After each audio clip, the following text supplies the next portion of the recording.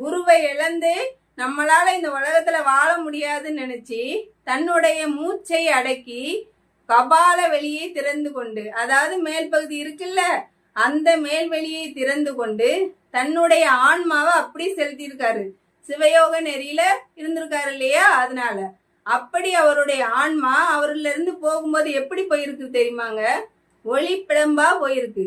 அப்படி ஒளி பிளம்பாக சென்ற ஆன்மா திருக்கைலாய மலைக்கு போயிருச்சான். அன்னைக்கு ஆடி சித்திரை நட்சத்திரம். மறுநாள் தான் யார் போறாரு? நம்மோட பெருமிழலை குறும்ப நாயனாருடைய குருவான சுந்தரமூர்த்தி நாயனார் போறாரு, அப்படித்தானே?